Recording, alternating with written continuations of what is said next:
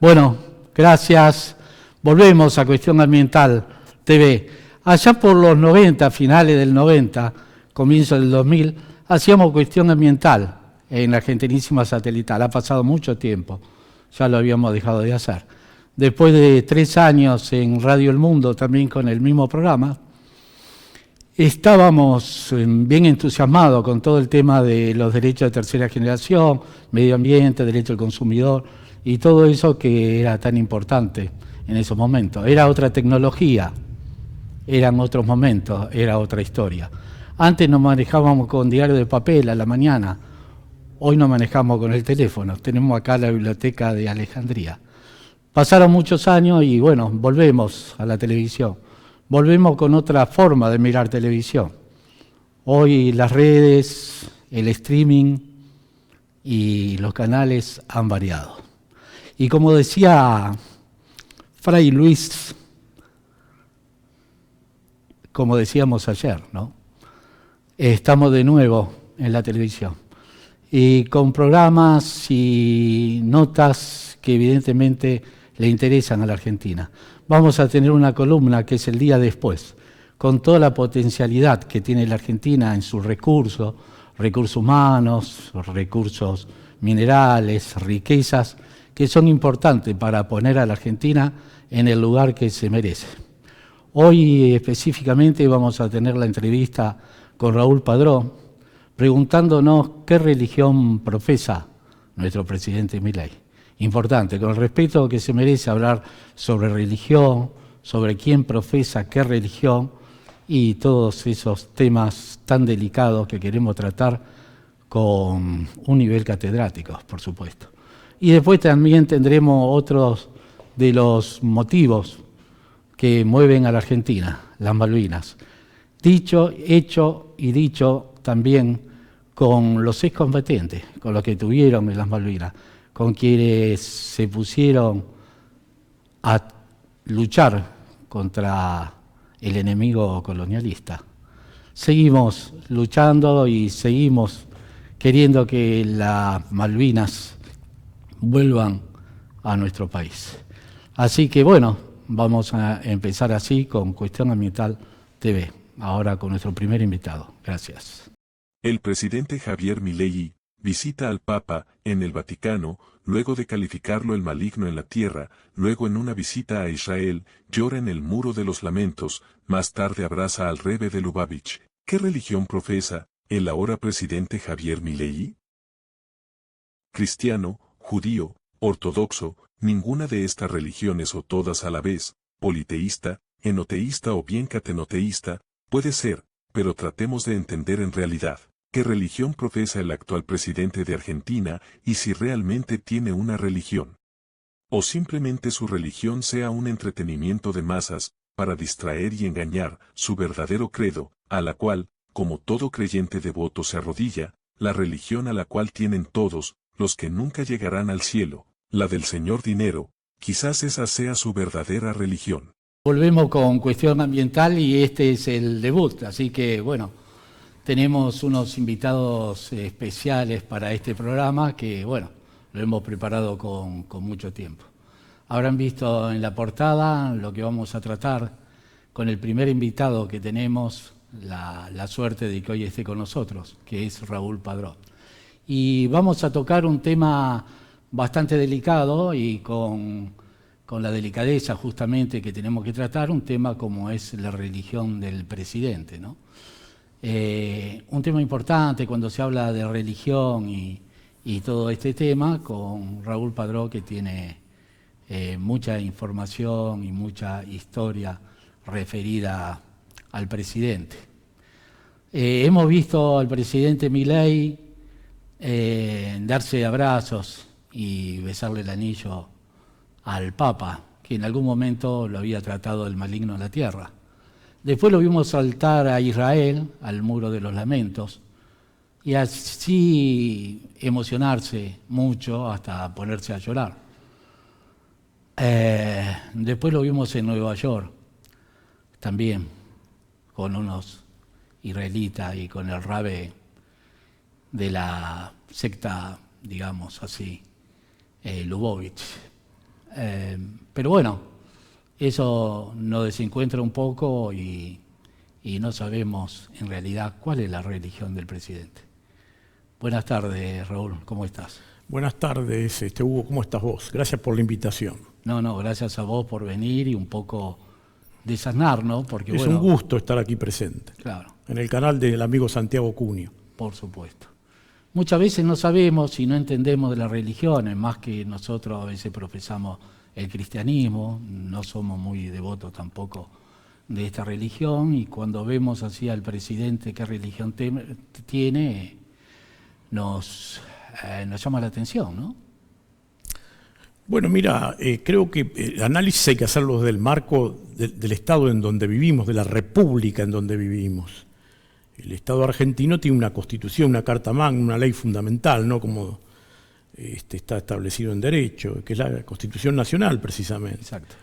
Y en el artículo 2, vos lo sabés bien porque sos abogado, justamente, de la carta magna dice precisamente que la nación argentina sostiene el culto católico, apostólico y romano. Exactamente, de siempre. De la ¿Vale? Y además un país con tradición hispano-católica, vamos a decir las cosas como son, ¿no? Porque si no, más allá de, digamos, la vocación metafísica, religiosa, filosófica, de pensamiento o ideológica que puede tener cualquier individuo, creo que merece absoluta respetabilidad estar cobijados bajo una nación que nos ha sido muy magnánimos con todos y cada uno de los habitantes de esta tierra y que sostiene precisamente ese culto. Ahora, con respecto al presidente, yo creo que el problema va más allá, ¿no? Yo en algún momento hice una presentación judicial manifestando la insania del presidente, un tipo que dice que habla con el perro muerto y que el perro le contesta, ¿no es cierto? Me parece que es realmente preocupante un individuo con esta caracterología psíquica, además un tipo que ha reivindicado la venta de órganos, la venta de niños. Esto está documentado, hay películas, se puede buscar, no es simplemente una expresión subjetiva mía, y que además ha reivindicado las mafias por encima del Estado, a Al Capone, y casualmente que estamos en el programa de Santiago Cunio, yo lo digo en mi presentación judicial, alguna vez el periodista Santiago Cunio denunció que él le había manifestado en presencia de otros testigos, vale decir, con presencia, con experiencia ocular y auditiva del hecho, que había manifestado este señor Javier Milei, este individuo Javier Milei, había manifestado haber asesorado narcotraficantes, lo cual creo que es realmente muy doloroso e inaceptable desde el punto de vista moral y estadual, fundamentalmente, ¿no? Y vos me decías cuál es la moral, la religión del presidente. Bueno, habría que definir bien lo que es religión, ¿no? También porque es muy amplio el concepto de religión. Inclusive el judaísmo no es una religión convencional. No lo digo yo, lo dicen, digamos, filósofos o denominados filósofos de la tradición judía, como por ejemplo Jaime Barilco, o está en textos muy concretos, por ejemplo, el Seminario Rabínico Latinoamericano, en un texto de los rabinos Prager y Telushkin. Este texto, yo lo traje para que nadie piense de que uno inventa historias, ¿no? Acá dice Seminario Rabínico Latinoamericano, es un texto que se emplea en la formación de rabinos en la Argentina. Exactamente, sí. Precisamente de ese seminario rabínico. Y aquí hay 8 preguntas sobre el judaísmo y casualmente una de ellas es: ¿se puede ser ateo y ser judío? Y dice, sí, efectivamente. Inclusive en el propio texto después manifiesta de que a veces, según la concepción de ellos, que ser judío y ateo es mejor porque ser judío implica cumplir con los mitzvot, con los mandamientos, que no son 10, ¿no?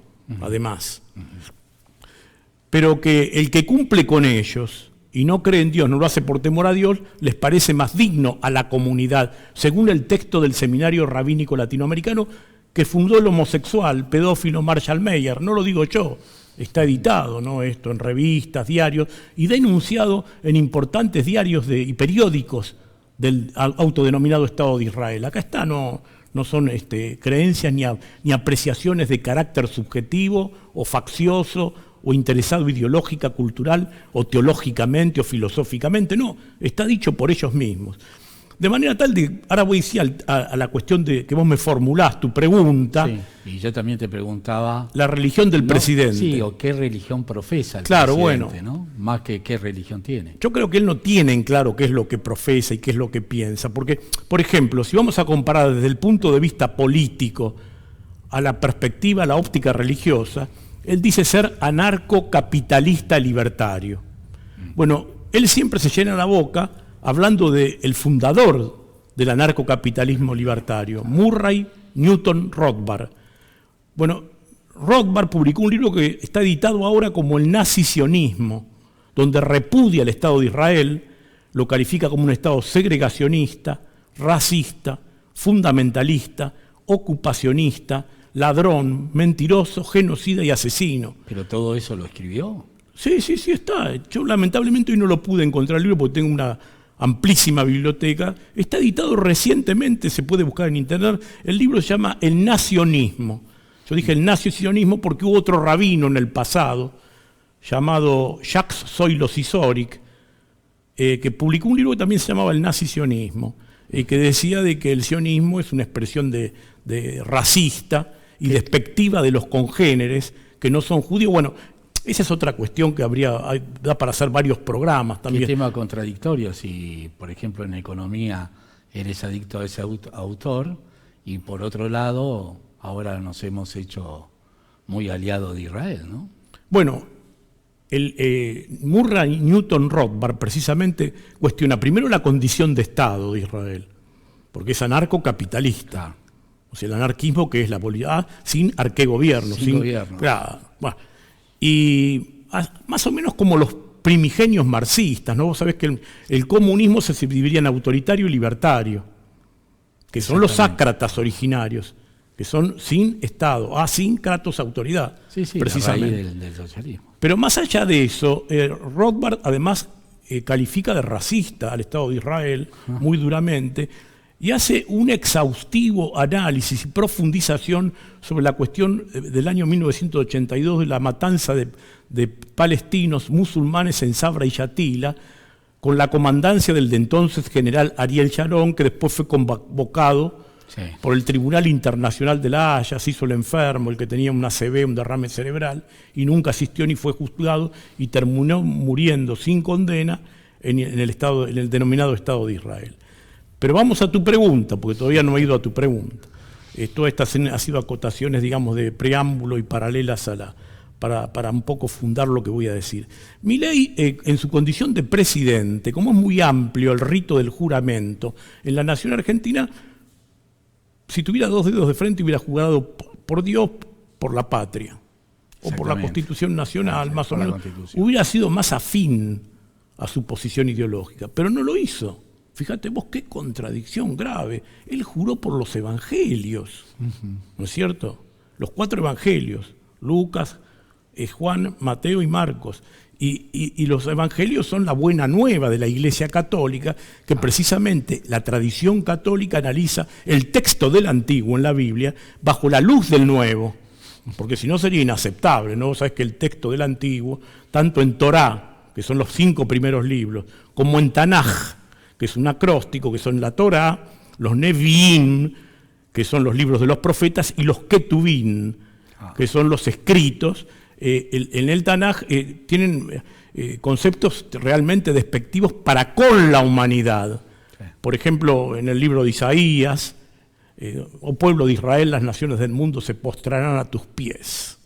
O bien en los textos de toda la Torá de los 5 libros del Génesis, Éxodo, Levítico, Números y Deuteronomio, pero sobre todo en el Génesis, en el Números y Deuteronomio, donde Yahvé le ordena a Moisés, a Josué, a Isaac, a Jacob, exterminar los 7 pueblos bíblicos, eteos, heveos, jebuseos, gergeseos, idumeos, cananeos, que los pase por la espada, les dice. Que no deje niño alguno con vida, mujer encinta o anciano, si no te arrancaré las carnes como fuego y te arrancaré los ojos. Bueno, lo están intentando y lo están cumpliendo al pie de la letra, pareciera. Bueno, ahí está el racismo, el genocidio, el fundamentalismo que también denuncia un judío que objeta esa tradición, su propia tradición, que deja de pertenecer a esa comunidad, un judío házaro, ¿no? Tendríamos que explicar también qué son los házaros y cuál es la implicancia del hazarismo hoy en la actualidad, porque la mayoría de los judíos de que habitan Israel no son originarios de Palestina. Por ejemplo, Netanyahu nació, su verdadero nombre es Benjamín Mileikowski, no se llama Netanyahu, el apellido, vaya la casualidad, ¿no? Invito a la audiencia a que entre en internet y busque en Wikipedia quién es Benjamín Netanyahu, y su verdadero apellido es ese, Mileikowski. Y nació en Lituania, no tiene nada que ver con la tierra de Canaán. La arqueología y la historiografía, objetiva, honesta, demuestra que los cananeos, que son los protonativos del lugar, los registros son del 9000 a.C., 9000 años. En el primer textos que aparecen historiográficos y documentales y arqueológicos de elementos concretos de la presencia de Israel en la tierra de Canaán es del 1300 a.C. O sea que los cananeos estaban 7700 años antes.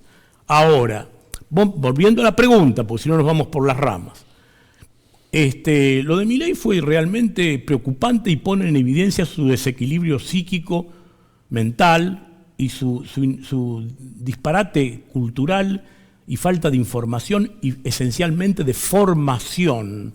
¿Por qué digo esto? Porque él fue y juró por los evangelios, que son purísima tradición católica, que es la narración de la existencia, la vida, pasión y muerte de Jesús de Nazaret. Después, seguidamente, fue a la catedral, a un acto realmente muy particular que fue interreligioso y que la verdad, bueno, no vamos a analizar eso ahora, pero la verdad que es carente de contenido y flagrante en materia de contradicciones, ¿no? Cuando designa también al rabino Axel Wanisch como representante argentino frente a Israel como embajador, lo cual es otro disparate también, porque es como si vos mañana sos presidente y nombrás en el Vaticano un sacerdote católico, y en Arabia Saudita nombrás un sheikh musulmán sunita, y en Irán nombrás, por ejemplo, un sheikh musulmán chiita. Si mañana hay un litigio entre el Vaticano y la Argentina, el cura ¿por quién va a jugar? No sabés. No. Y en este caso, Axel Wanisch, ¿por quién va a jugar? ¿A quién representa? Además, se instaló en Jerusalén cuando la embajada argentina, creo que es por la ley 14.025, que fue sancionada en pleno gobierno de Perón, cuando Perón, que ya tenía mayoría en la ONU, en la arbitraria decisión de ceder el 51% de Palestina a los judíos, a Israel, decidió votar positivamente porque eran mayoría. Votaron 33 naciones, nada más son 33 votos. O sea, es otro mundo y fue una actitud realmente arbitraria la de la ONU.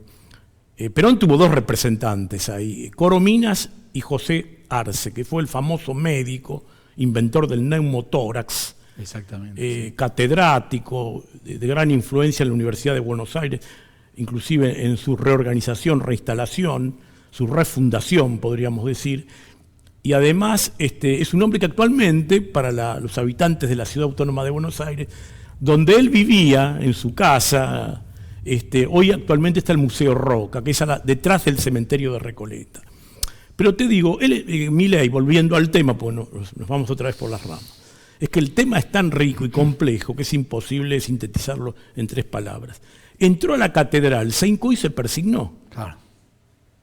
Y se persignó correctamente, no a la manera de Macri, que parece que no se sabía persignar. Pero digamos... Porque vos sabés que Macri bancaba a Sri Ravi Shankar, o sea, otro personaje para estudiar otra historia, y su esposa, Aguada Bakr, es descendiente de musulmanes sunitas. Vos viste que se quería persignar y no sabía persignarse. Claro. O sea, estamos en manos no de dirigentes políticos, de testaferros instalados por el sistema comunicacional que lo financia en los mismos capitales que tienen sometida a la Argentina en una ruina absoluta e incalificable. Entonces te decía, entró a la catedral, se persignó y se hincó. Digamos, ahora, cuando salió de la catedral, dijo que era judío. Claro. Y además venía de rendir culto y honores al Rebbe de Lubavitch, del Javed Lubavitch, que casualmente el Rebbe de Lubavitch hay hay una película que que se puede también encontrar en Internet, donde es sumamente despectivo con respecto a la figura, a la personalidad, en la historia, digamos, más allá de la metafísica de la religión, de Jesús de Nazaret, porque toma el texto del Talmud de Babilonia, donde dice que Jesús era un mago, un impostor, que curaba en el Shabbat y que se está pudriendo en el infierno, en un infierno de excrementos. Algunos teólogos y rabinos de la comunidad judía, con esta cuestión del diálogo interreligioso de las últimas décadas, salieron a decir que no era el mismo Jesús, pero no es efectivamente. Y casualmente, el otro día apareció un texto que lo estoy buscando en inglés, no está en castellano, de un profesor norteamericano de Princeton, el profesor Peter Schaffer, que después de una profunda investigación arqueológica, teológica y filosófica y de teología comparada, esencialmente, dice que es el mismo, que esa calificación, esa descalificación con la personalidad de Jesús de Nazaret, Dios para los católicos, para los cristianos, en una nación cristiana, es fidedigna y que pertenece al Jesús que veneran la Iglesia Católica y todas las corrientes cristianas heterodoxas no católicas. Digamos que podemos entender que el acto que hizo en la catedral fue un oportunismo. No es un cachivache, yo creo que ni él sabe dónde está parado, que es un desequilibrado mental y un degenerado moral, porque un tipo que dice que se pueden vender niños, como lo dijo ese mismo personaje que ahora puso de senador, Pagotto de apellido, un ignoto llamado Pagotto, hasta rima, creo que pone en evidencia la falta de solidez intelectual y la falta de sentido común y el verdadero y flagrante, inaceptable y escandaloso disparate que significa afirmar estas cosas. Hace poco también apareció diciendo que en el libro, en un diálogo con un pastor protestante, que son muy afines a estos cuentos deformatorios del texto de la Torá, apareció diciendo, hablando del libro de Samuel. Justamente. El libro de Samuel, que dice que en donde no es cierto, porque dice que está referido a la disolución del Estado y a lo nocivo del Estado. Dice Milei. Y el pastor le pregunta en la nota, sin ninguna intencionalidad de hacerlo caer en su ignorancia, le pregunta, ¿cuál Samuel? Samuel 1 y Samuel 2. Se quedó perdido porque este tipo no tiene ni idea de nada, Javier Milei. Entonces, creo que es realmente preocupante, porque además de la contradicción flagrante, ha reivindicado desde la perspectiva teórica de que él dice, llegó al poder bajo las banderas, vuelvo a insistir, reivindicatorias de la libertad, la propiedad y la vida. Y sostiene al Estado de Israel, un Estado genocida, que hostigaron y censuraron y descalificaron los fundadores de la doctrina política a la que él dice pertenecer e integrar. Y encima, a todo esto le podemos sumar de que es un Estado que casualmente transgrede desde el punto de vista existencial de una forma cruel, cobarde, miserable, los valores de vida, libertad y propiedad, porque en los últimos 9 meses el Estado de Israel ha liquidado más de 50.000 palestinos y ya lleva 1.000 y pico de libaneses. Desde los aires, no desde los aviones, porque cuando tienen que combatir cuerpo a cuerpo son bastante cobardes, y lo hacen desde una perspectiva de poderío, de estar iluminados por Yahvé y tanto cuento mentiroso y alaraca pseudo-teológica, y en realidad lo hacen por el apoyo financiero de ese que tiene ese enclave colonial miserable que responde a Estados Unidos, Gran Bretaña y sus dependientes serviles, alcahuetes del mundo, Alemania actual, Francia, etcétera, etcétera, que Francia ya le empezó a pegar vueltas con Macron, que no le quiere proveer más armamento. Sí, pero le duró un día solamente. Bueno, vamos a ver, porque yo creo que hay una gran condena. Vos viste cuando se nombró miembro pleno en la ONU a Palestina, tuvo 143 votos, contra 9 que apoyaron la tesitura de rechazar esto, y 23 que se abstuvieron. Inclusive se abstuvo Alemania y se abstuvo Francia, y se abstuvo Inglaterra. Entonces, de esos, además de los 9 que votaron favorablemente al Estado de Israel, descontemos a Israel y a Estados Unidos porque son parte del litigio. Son parte del problema. Y a esto iba Israel sin el apoyo armamentístico de Estados Unidos ya no existiría. Es un Estado artificial, mentiroso, colonial y poblado por pseudo judíos además, porque esto es materia de otra discusión y de otro programa y de otra investigación. Pero te decía... ¿Argentina se salvó de tener un Estado de Israel en la Patagonia? Bueno, a eso vamos a ir, pero déjame decirte lo siguiente. Con respecto al tema de la ocupación de territorio por parte de Israel, la objeción es terrible porque los asentamientos son violación del derecho de propiedad. Y dice que reivindica la propiedad, igual que Victoria Villa Israel, que quiere aparecer como defensora de derechos humanos y reivindicadora de la gesta de Malvinas, que todos reivindicamos. Pero casualmente Israel no reconoce nuestra soberanía en las Islas Malvinas. Y ella que dice que es hija que ahora está objetado eso, de un ex héroe de Malvinas, pero ahora está objetado eso. Pero no vamos a entrar en ese tema. Yo lo conocí al padre de Victoria Villa Israel, lo conocí, Eduardo Villarroel, que vivía en la calle Suipacha, que era una persona de bien, entiendo yo.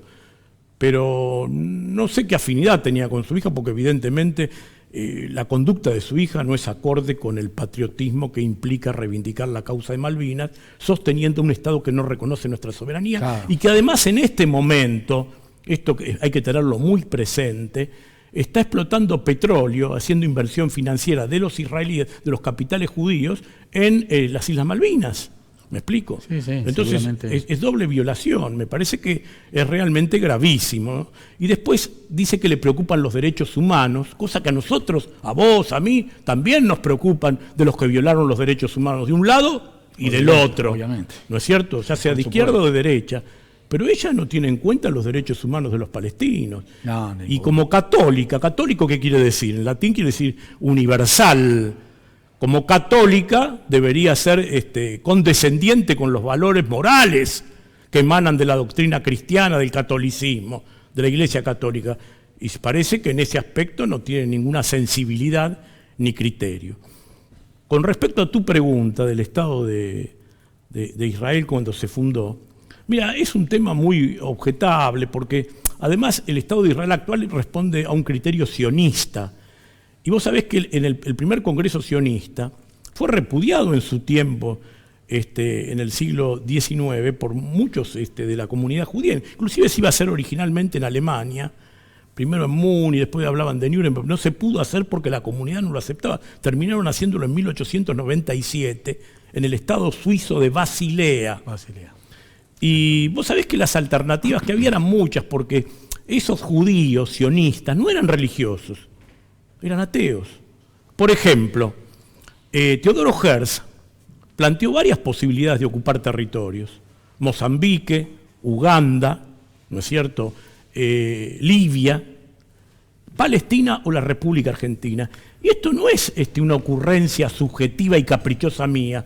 Aquí, si la cámara me toma, está el libro El Estado Judío, de Teodoro Herzl, publicado en la Argentina, de Judenstaat, originalmente.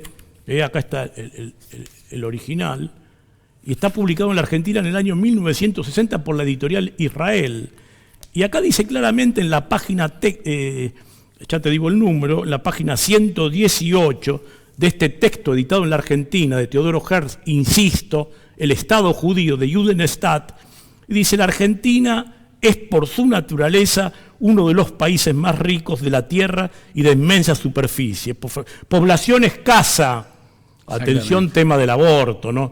Y a todos los cómplices que se anotaron en esa, como decía Perón, negando uno de los elementos esenciales de la soberanía, que es la población. Raúl, sí, tenemos muchos temas para hablar sobre esto. Yo te invitaría a desarrollarlo en el próximo programa, así que estás con mucho gusto, estoy a tu disposición. Para seguir hablando justamente de los recursos. Nosotros acá tenemos una línea que pensamos desarrollar, que es el día después, pensando el día después de, ¿no?, lo que estamos padeciendo quizás, o de lo que venga, y saber o entender qué recursos tenemos para ponerle a la Argentina en el concierto de las naciones que se merece.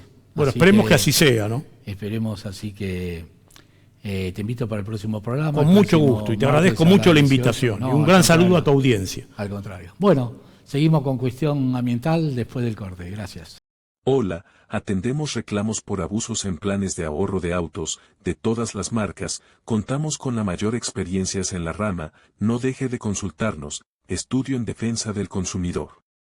No dude en consultarnos, atendemos en el 115-881-0788, la solución a su problema, puede estar más cerca de los esperado, Estudio Jurídico en Defensa del Consumidor. Bienvenido a nuestro estudio de defensa del consumidor. Nos dedicamos en casos de derecho del consumidor. En planes de ahorro, amparo de salud, daños y perjuicios, atendemos su consulta, transforme su problema en una solución legal, esperamos poder ayudarlo. Muchas gracias. Argentino, si quieren venir, que vengan, les presentaremos batalla.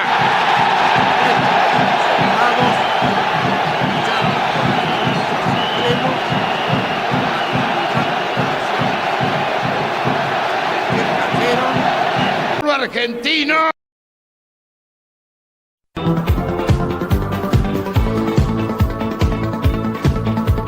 Buenas noches, señores. Vamos ya mismo iniciando este programa de hoy a nuestras Malvinas, al corazón de toda esta historia fulgurante que estamos viviendo los argentinos en estas horas y en estos días. La historia de estos días tremendos se escribirá naturalmente cuando haya pasado esta tormenta, y ya veremos cómo somos analizados cada uno de los que estamos jugando esta historia. Nosotros queremos decir que sospechamos.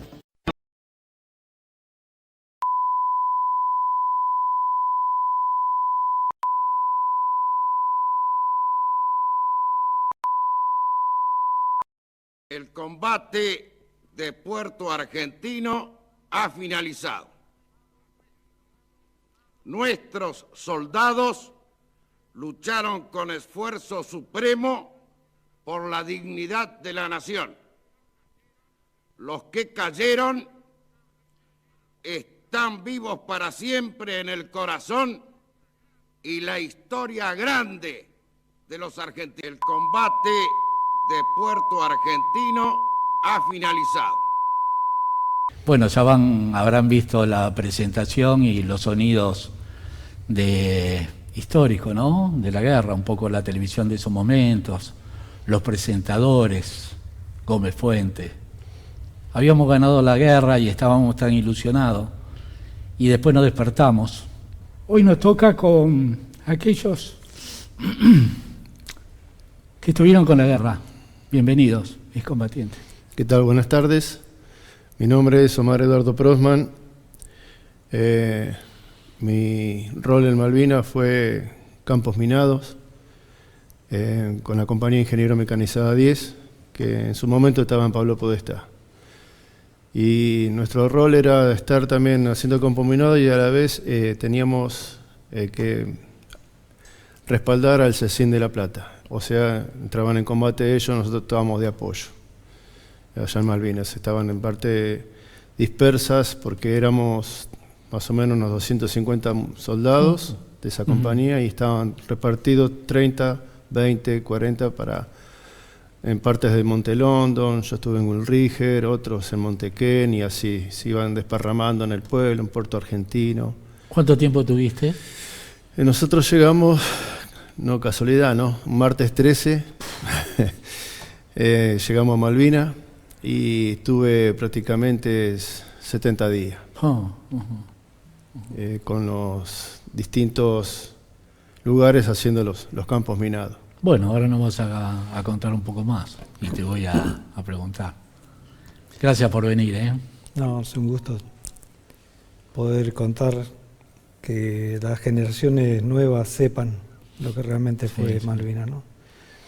Mi nombre es Ángel Gómez, Ángel Antonio Gómez. Yo pertenecí a la Armada, más precisamente a la Infantería Marina, en el Batallón 2 de Infantería Marina. Este batallón tuvo asignado al desembarco el día 2 de abril. Nosotros zarpamos del puerto de Bahía Blanca, Puerto Belgrano, el 28 de marzo al mediodía.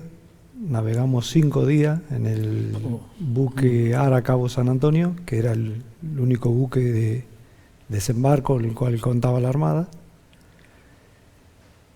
Y para desembarcar el 2 de abril. El 2 de abril. ¿Dónde desembarcaron? Desembarcamos en las costas de la isla Soledad. Pero también tuvimos el apoyo de los comandos anfibios de la Armada, comandado por el comandante Giachino, que lamentablemente fue el primer muerto en combate esa madrugada, y después desembarcamos nosotros, después de eso. Muy bien. ¿Y cuál era tu tarea? Mi tarea, la Infantería Marina, es desembarcar, tomar posesión del lugar, controlar el lugar y ser relevado después, ya sea por infantes de marina o por el ejército. Bien. Una vez que está consolidado el lugar, somos relevados. Pasamos de a segunda, después a formar parte como una reserva. ¿Y con cuántos compañeros viajaron? Y nuestra compañía éramos 250 soldados. ¿Qué edades tenían en esa época? Y yo para ese entonces había de 18 y 19 años. Y todos andaban en esas edades. Todos. Ajá. Pero lo particular de lo que nos ocurrió a nosotros es que tal vez como le pasó a él y a otros compañeros, otros veteranos, que tal vez le dijeron en el momento que iban a ir a Malvinas. Yo para el enero del 82, cuando volví de la licencia anual que nos daban, nos correspondían un mes, cuando volví ya nos empezamos a preparar de otra manera. Si bien la Infantería Marina es muy dura el entrenamiento, pero ahora se duplicó el entrenamiento, a practicar desembarco, a practicar tiro todos los días, y con mira ya algo que se estaba gestando. Se estaba gestando algo que, y ahí uno no lo sabe, pero ya era algo inusual la clase de entrenamiento que estábamos teniendo. Aparte, tirar, o sea, un comentario que habíamos escuchado ahí, que nosotros por semana tirábamos en práctica de tiro lo que la Armada habitualmente tiraba en un año. Bien.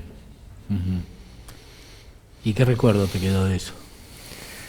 Recuerdos, mucho. Yo lo que recalco cuando hablo así, tenemos oportunidad de hablar con los chicos en el colegio, es el compañerismo, ¿no?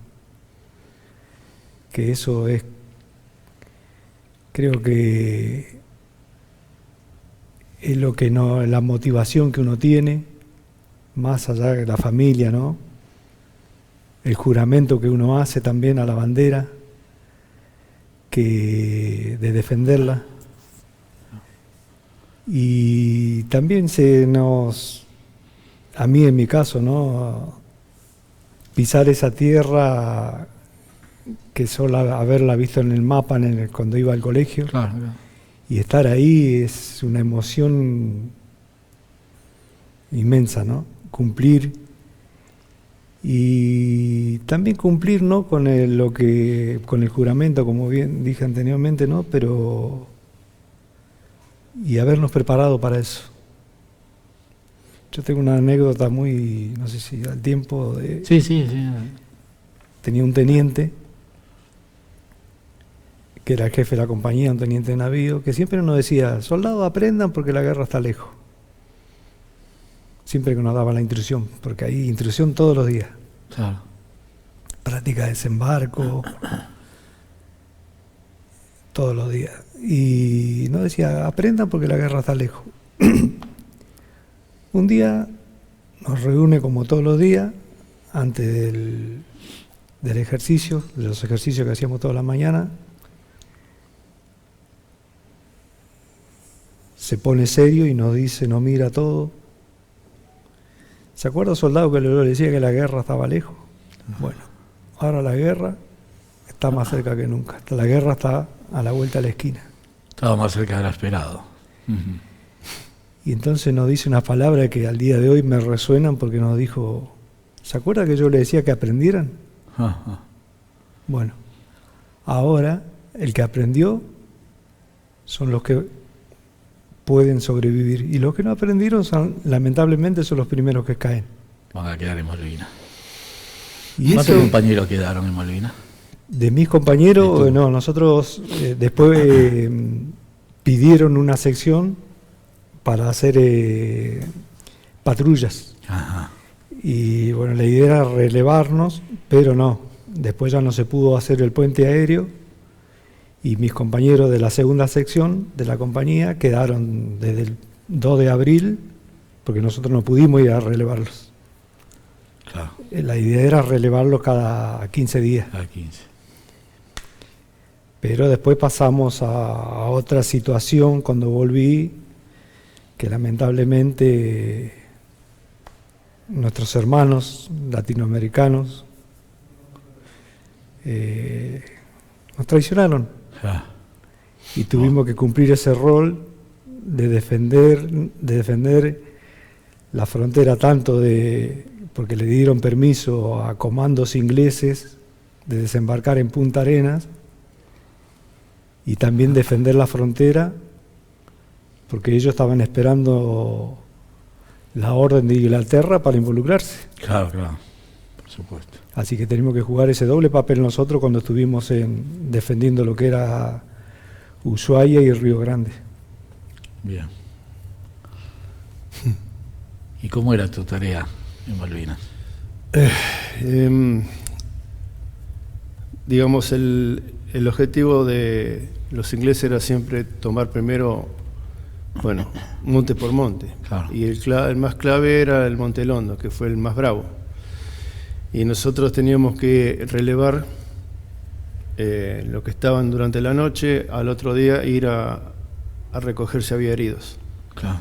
Y traerlos, ayudar con los enfermeros. Y a la vez, bueno, defender cada uno su puesto, su lugar, y tratar de conseguir lo más posible algún alimento, porque cuando entró el combate ya las cocinas no andaban. Escaseaban, no se podía llegar a dormir de corrido, porque el rol nuestro era estar atento, porque no teníamos la visión nocturna. Y claro, con eso era un problema, porque vos no sabías si por ahí se venía un compañero tuyo para otro lado y por ahí les disparabas. Sí, era totalmente gritos, y bueno, el rol pasó a ser cuidarnos mutuamente, gritarnos a ver si estaba vivo, decirle al que estaba delante mío, gritarle Ostapovich, mi otro compañero que estaba más lejos, o Valls o Rodríguez, gritarnos a ver si estábamos con vida. Claro, teníamos que ir vigilando las posiciones, los pozos, porque vos no sabías si tu palma de la mano no la veías de acá. Era una noche oscura con nieblas y era totalmente nervios y estar tenso durante las noches. Así que ese rol era todos los días y cada rato hablarnos, cuidarnos entre nosotros. Y por eso se hizo una camaradería muy fuerte. ¿Estábamos preparados para esa guerra o fuimos medio Como estaba diciendo acá el camarada, nosotros tuvimos plenamente del 81 al 82, tuvimos 60 días de instrucción en Ezeiza, después como 20 días en La Pampa, que ahí el clima cambia, a la noche tenés frío, entonces ya ellos sabían que iba a pasar esto. Por eso nos estaban entrenando físicamente, para el terreno, con poca comida, para todo terreno, como dice uno. Y después otros tantos días en Campo de Mayo, haciendo los campos minados, verdaderos, ahí sí, ya no era un juego. Manipular las bombas antipersonales, antitanques, y después, ponerlas las cabeceras de las playas, Claro. donde se suponía que iban a desembarcar los ingleses. ¿Desembarcaron ahí? Y desembarcaron en San Carlos. Y el campo minado que pisaron fue en Monte London. Y ahí se despertó toda la explosión. Era una noche como si fuera Claro, que fuego tocó las 12. artificial. Ya era de todo mezcla, ya no. Cada uno que cuidaba su espalda. Claro. Ahí se estalló totalmente la guerra, que fue muy fuerte del día 11 al 14. ¿Estuvimos cerca de ganar la guerra de Malvinas o no? Como era te, una como te mentira de digo la que prensa. como te digo que no se fueron ninguno de los muchachos, estaban sorprendidos porque estaban todos en su lugar, pero nos faltaba el armamento, que era lo más esencial, los visores nocturnos, porque lo que se hizo ahí fue un coraje terrible de los muchachos, porque yo la verdad, muchos dicen ellos mismos ingleses dicen no sabíamos que iban a estar ahí, con tantos bombazos que nos daban navales, ¿no? Bueno, Así que- queda mucha tela para cortar, como siempre Sí. digo yo, y mucho para contar. Los invito para el próximo programa, vamos a ver si podemos redondear un poco el tema y bueno, vivir y contar esta experiencia para... Seguir malvinizando, Sí. que eso no se olvida. Y vamos a hablar de los que quedaron en Malvinas Sí, un poquito. como ¿no? nuestros Y héroes qué que quedaron pensó. allá. Sí, sí. Bueno, los saludo. Muchas gracias. Bueno, nos centramos en un tema tan delicado, tan fuerte como la guerra de las Malvinas. Los invito para el próximo programa. Vamos a seguir hablando del tema. Gracias.